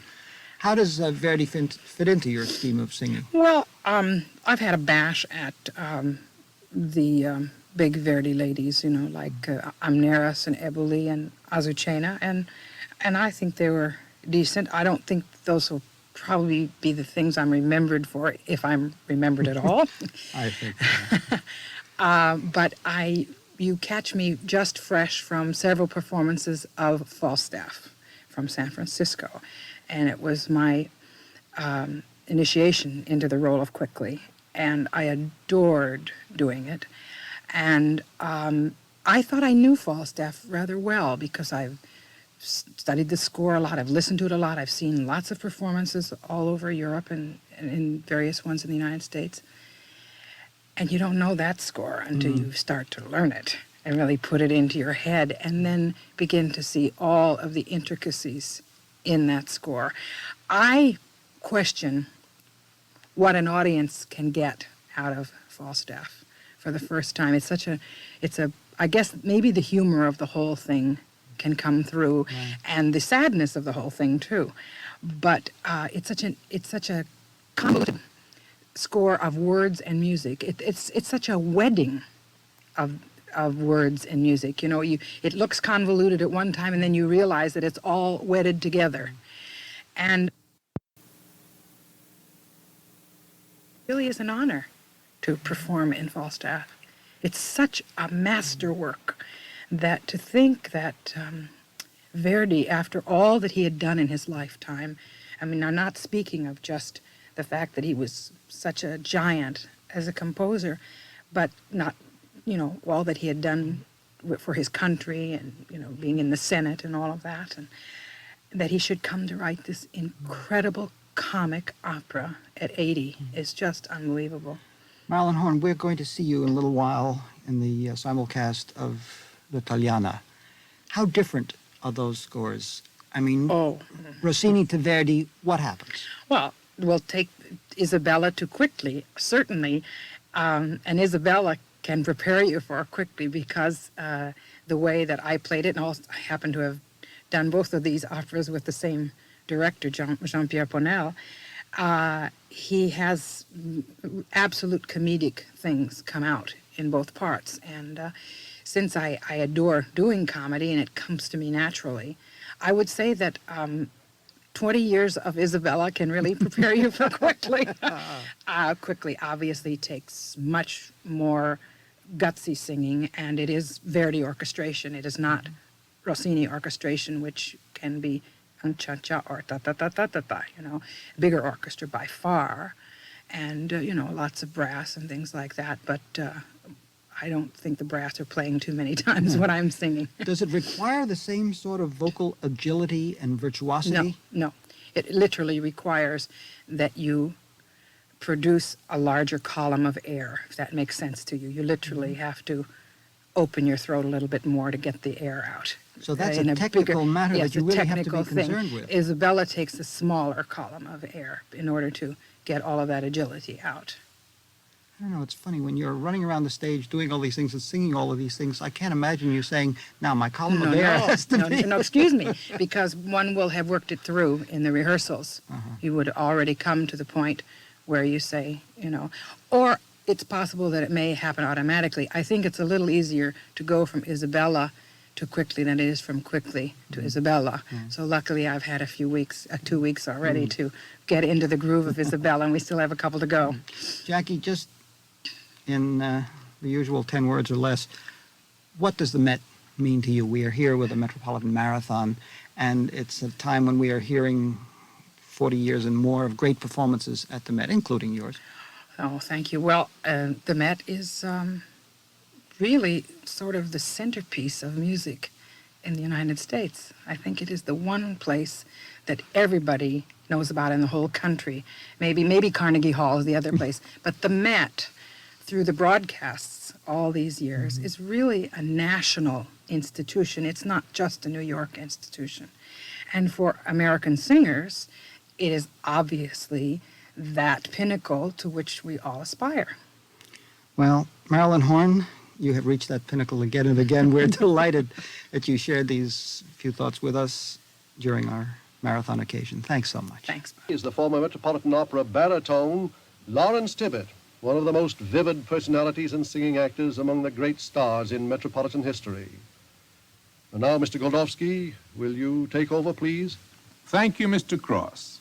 Those of us, Mr. Tibbett, who were privileged to have heard you as Simone Boccanegra, realize that besides having been one of your great roles, it also must have had a very special place in your affections. Not only special, Mr. Goldovsky, but very important to me.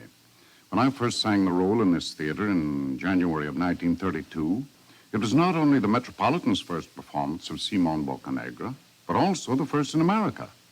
At the time I felt, and I still do, that it's, the most truly Italian of all Verdi's operas. Simone Boccanegra is Italian from every possible angle. It plays on Italian soil. It deals with Italian history and Italian politics, the kind of history Verdi was so dedicated to. A lifelong dedication to wipe out factional strife within the state and against tyranny and oppression.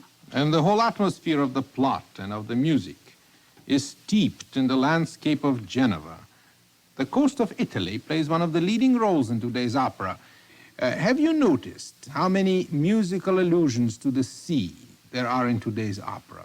To my mind, the most moving mention of the sea occurs in the scene in the council chamber, when Boccanegra addresses himself to the rebellious citizens of Genoa and upbraids them in that eloquent speech which is rightly considered to be among the noblest operatic utterances of all time. Listen. You, who should glory in your domination of the seven seas, how can you poison your hearts in fraternal strife and hatred?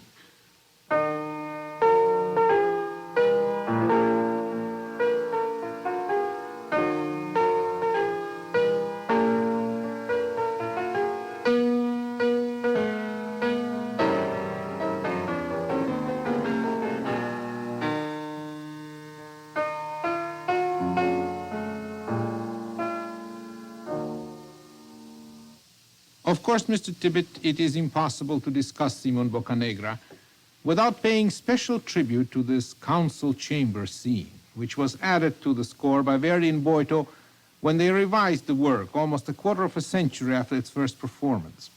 I always felt grateful that it was my lot to sing those memorable sentences which fit the world situation today just as truly as they fitted the strife-torn Republic of Geneva in the 14th century.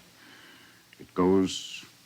plebeians, patricians, people of a savage history whose sole inheritance is hatred, you are destroying yourselves and festering your hearts with evil ambition. I weep for you and the olive branch that buds in vain and for your treacherous plotting. I cry out for peace. I cry out for love.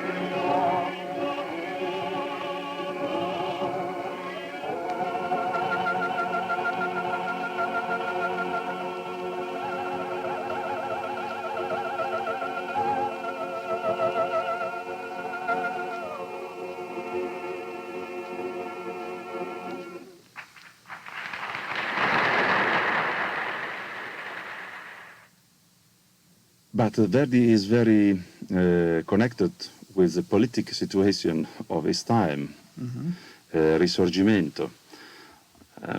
We can think Verdi of Nabucco, Verdi of Vespri Siciliani, is always speaking of a matter of Italian freedom. Italy is always the most important problem in the earlier opera of Verdi. Musically, Verdi, it means also the exasperation of sentiments of father, of sons, or political situations, like I said. And for me, I have to thank very much Verdi because he gives so many roles to a basso. And without him, I think I would have had trouble, yes. When you say that the early Verdi operas were politically involved, yes. Is this something that had meaning to you growing up in Italy? Did it have contemporary meaning to you? Did the pieces speak to you with more drama because they did deal with those matters? But, when we were studying Risorgimento, there was Viva Verdi. The meaning was Viva Vittorio Emanuele, King of Italy. And the people who used to write it on the street, they did it despite the Austrian, because to say Viva Verdi, they had no problem. But the meaning was Viva Vittorio Emanuele, Re d'Italia. So this really was all wrapped up in your studies and in your whole growing up process? Yes, it's part of our study in Italy. It's part of our history also. Ruggero Raimondi, you spoke of the father-son relationships in Verdi. This also then puts a very special element to the operas that you sing in it. It is not just beautiful music, but it's great drama as well. Yes, it's a great drama because all this sentiment were exasperated by the music and by the dramatically by the composer. If we take, for example, Rigoletto, there is a great deal of feeling between Rigoletto and Gilda. We take Simon Boccanegra. Simon Boccanegra, there is a lot of confusion sometimes, but the feeling between father and grandfather and Amelia is great, is full of passion, full of different feeling of passions. You are involved this season with the Marriage of Figaro. We will see the Live from the Met telecast on the 23rd of April, and even sooner, December 14th, the broadcast. How do these mighty giants of music compare? Singing Mozart compares how with singing Verdi? But we are just speaking of giant, and I can think also Mozart is somebody is out, is an outsider, we can say. Is an outsider because, especially to write about Notte di Figaro, who is in Spain, but the piece is take off from a French piece, but has been wrote by an Italian, who is Da Ponte. And musically, Mozart, the most incredible thing, there is such Latin, such Mediterranean feeling in this piece, such of full of life. Only a genius could have done, could have interpreted, could have felt, without to be an Italian or a Spanish or a French of South.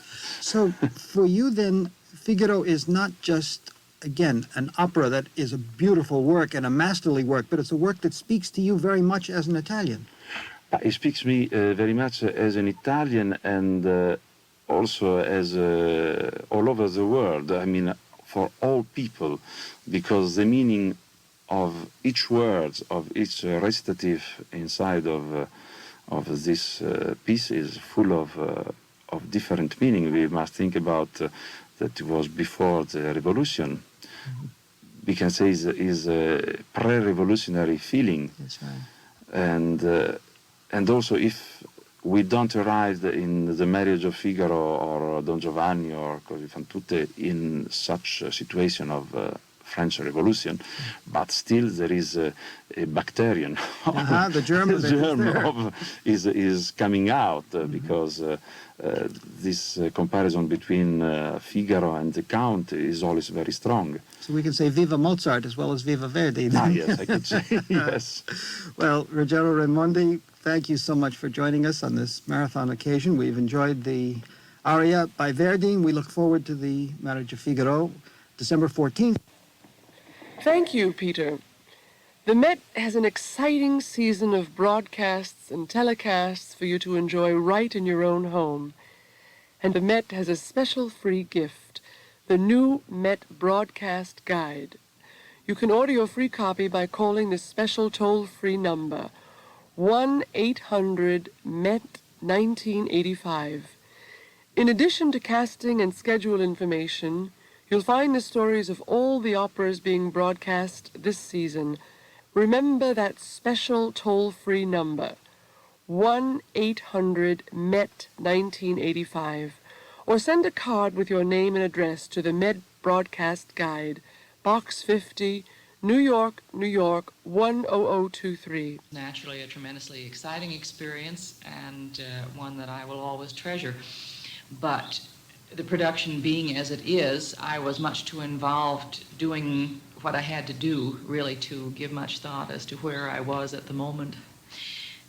For an American, and having been involved in American and Canadian productions of the opera before, it was very stylized.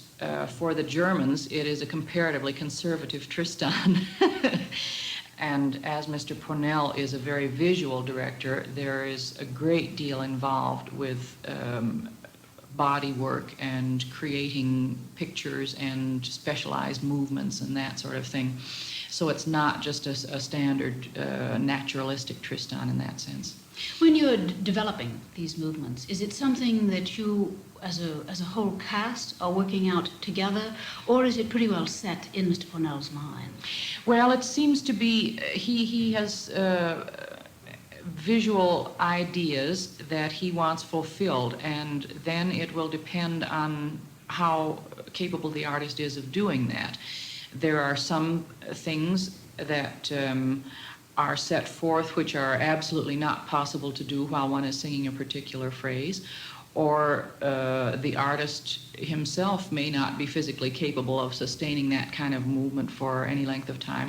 Basically, however, our stage movements were given to us, and we at least tried to comply in the beginning so that we would see if it was indeed possible to do.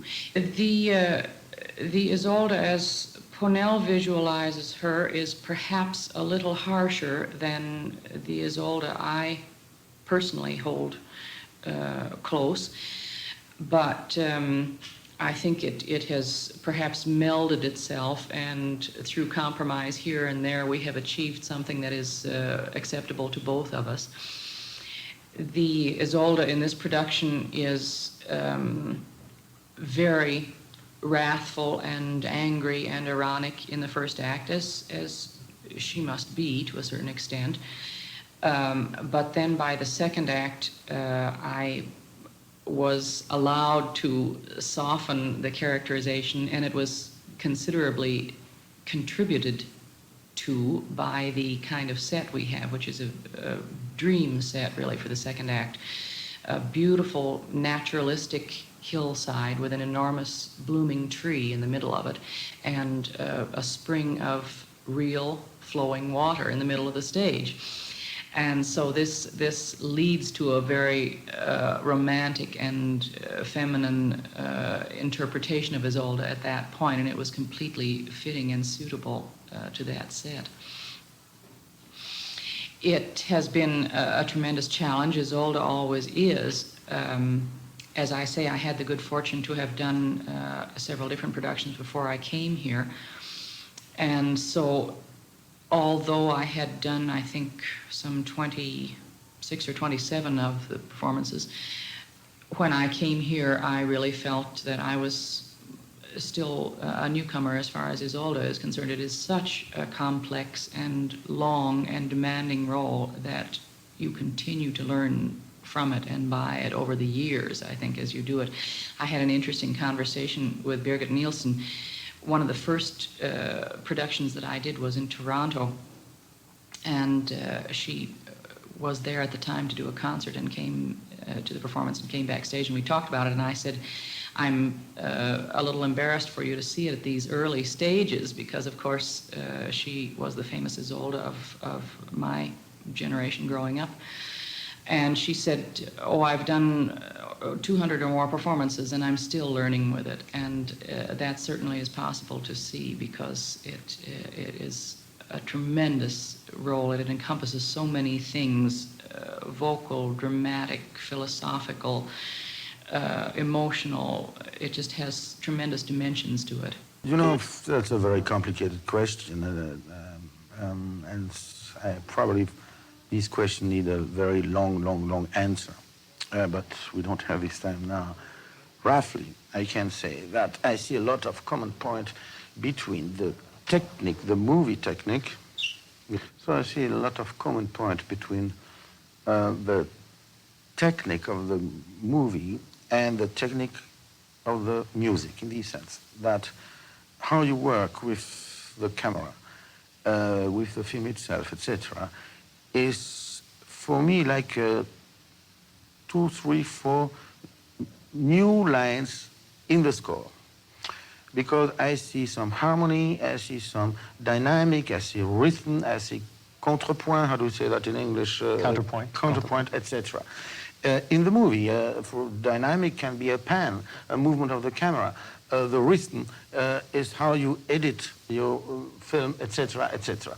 So that's, in this sense, for me, a movie is not essentially different from an orchestra score, from a music score. Naturally, now, if you are the way of to work with these new instruments is completely different than on the stage, because on the stage, naturally, that's cliche what I'm saying. Now people is sitting on one, on their seat in the audience, and they can move. In the when you shoot a movie, you can move in the sense that you move the camera.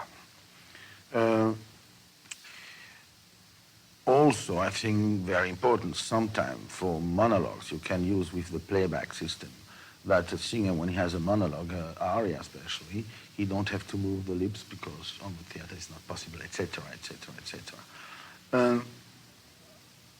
So the fundamental dramaturgy of a movie is naturally different from a direction on the stage. The basic concept can be the same. Also, I must say, that was quite interesting for me.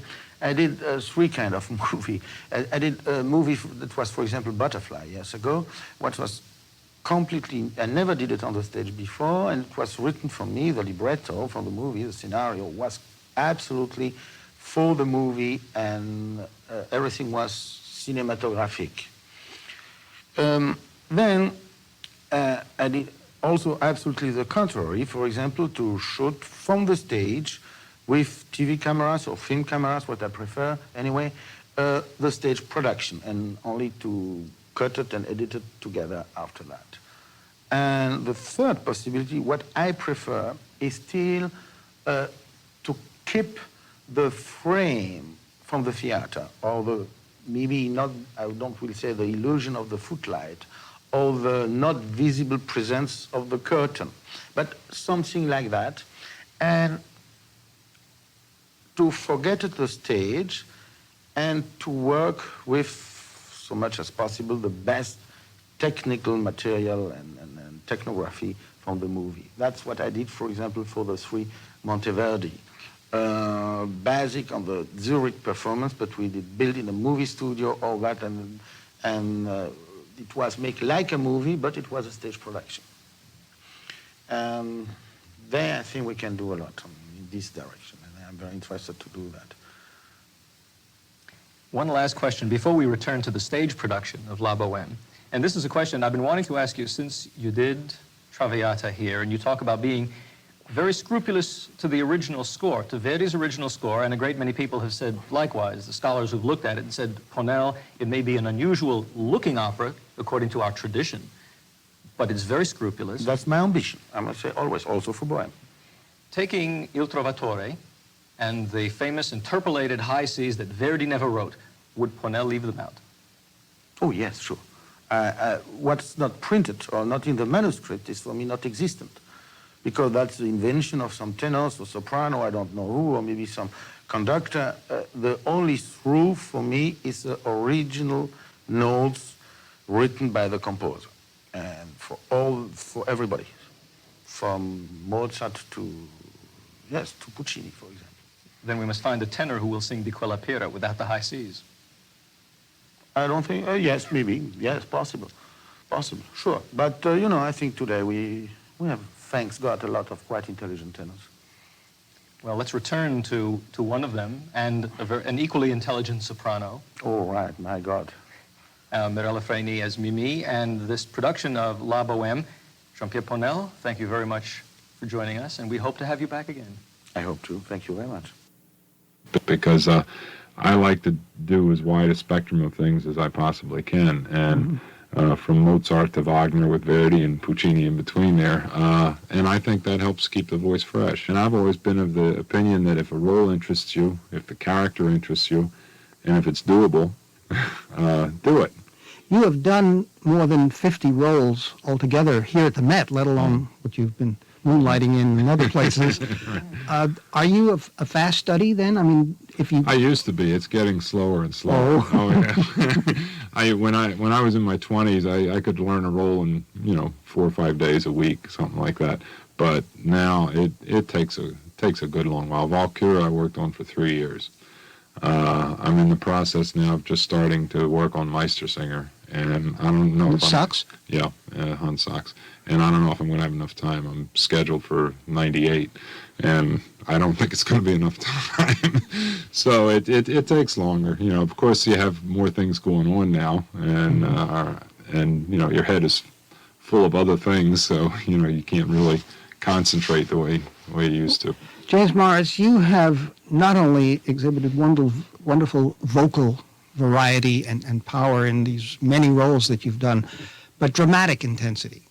Theatrical qualities come through in your work. Is this something that you make a point of, or is it just a natural gift and it sort of comes out automatically? It's something I have a lot of fun with. I mean, I guess the first rule is you have to be a ham. You have to want to show off. And taking on another persona, taking on another character is so much fun for me. I mean, that's one reason I was very anxious to get away from the early roles that I was doing, what I used to call just plant your feet and crank out a big sound part, to get into parts that had a character to them and a story to tell. And that's one of the things that's the most fascinating thing about Iago right now in the Otello that I'm doing. Musically, it's a wonderful part. Vocally, it doesn't have that many problems, but it's the character that is the real challenge, because trying to show both sides of this guy, the hail fellow, well-met type of figure that everybody trusts and that you would be drawn to and you would like him and you could easily be sucked in, and then the dark side of him, that he's very mercurial and he can just flip back and forth so quickly. And that's what's so fascinating. There are other fascinating roles like the Claggart and Billy Budd, but that's just pure evil the whole time. There's no light side to that guy. And Don Giovanni I love because of all the different aspects. So it's something that I have a lot of fun with, and I'm always very appreciative when people single that out, and even more so than the voice. Who did you learn from when you were a real youngster, when you were just beginning your singing life? Did you have sort of role models? Did you have? Well, I grew up listening to Siepi, Cesare Siepi, listening to him on records so much because that was the voice category that I was in, the basso cantabile, the bass baritone type of things. And so I grew up listening to him. It seems like he recorded everything in the repertoire. And then when I came to the Met for my first audition, he was actually on stage singing at a dress rehearsal of Parsifal, and I almost fainted to see him in person. And then after that, I was lucky enough to be involved with some Don Giovanni's that he was doing, and I was doing the Commendatore. But you better believe I was watching every move he made, because in my book, he's still the best Don Giovanni ever. Well, Jim, this has been a very pleasant experience for us to salute you in this 25th anniversary year at the Met. Again, thank you so much for being such an integral part of our Met previews today. No, my pleasure. Thank you. A victim of this craziness among Lisa and German. So here we are. Tell us a little about your life. You grew up in Siberia, which seems a long way from the operatic centers of the world. When did you first start hearing opera? Well, pretty early. I was grown in musical family, and my father is quite a good musician, amateur. He's a great pianist, and he's got a really beautiful voice. He's still sitting. Just recently, 2 years ago, he started his professional career as a baritone. Where did you study primarily? Everything happened in Krasnoyarsk. I started music school as a kid. 7 years of studying piano and all those, music predmets. And then I moved to a chorus conductor school in the age of 16.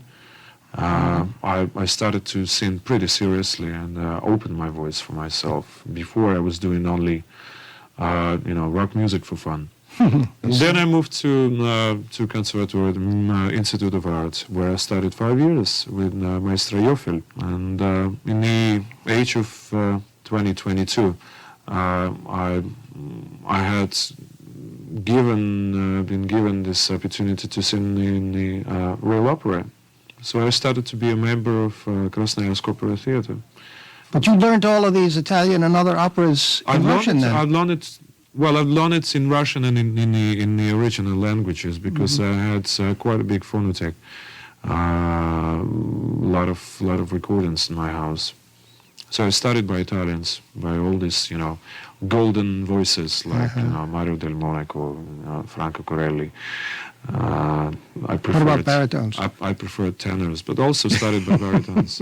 Because I started, I began to sing as a tenor when I was 17. Then I moved to baritone, heavier range. Of course, I'm my greatest admirer of Ettore Bastianini.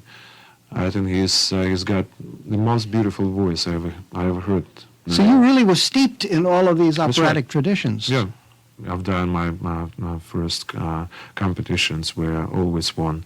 And after the last one, when I made Cardiff Singer of the World competition 1989, I took the first prize, and the next morning I woke up quite famous. A lot of young artists have gotten into big trouble when they suddenly were thrust into the international spotlight, so to say, overnight success, all of that. That didn't... No, I had a lot of warnings from my teacher, from my father, from my, the people I knew, because my voice could have been easily broken. What are some of your plans that lie ahead? What are your...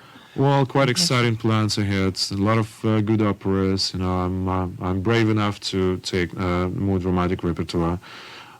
Such as? I'm going to sing Don Giovanni. I'm going to sing quite a few unknown Russian operas, but which is pretty famous, pretty well known in Russia, like Tsar's Bride, for instance. Rimsky? Rimsky-Korsakov.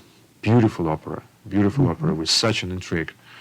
And Demon, for instance, of Anton Rubinstein, or Aleko, Rachmaninoff's opera. He wrote this opera in the age of 17 as an exam work, but it's still, a fabulous work. It's a real masterpiece. And also I'm start doing Verdi roles, heavy Verdi roles. Not that heavy, but of course never Rigoletto in my age, or Macbeth or whatever. But Di Luna I can afford, and also Renato, pretty heavy, but. With the, nice coaching and nice training, you can sing it nicely. So obviously you are still following your father's advice and your teachers to go bit by bit and step by step. Well, we look forward to hearing you in operas in the future, and of course, most immediately, The Queen of Spades on December 30th. Now, that will be your broadcast debut, so we can't use that archive tape because we don't have it yet. But we'll preview the broadcast by hearing a recording you made with Seiji Ozawa. This, of course, Prince Yeletsky's aria.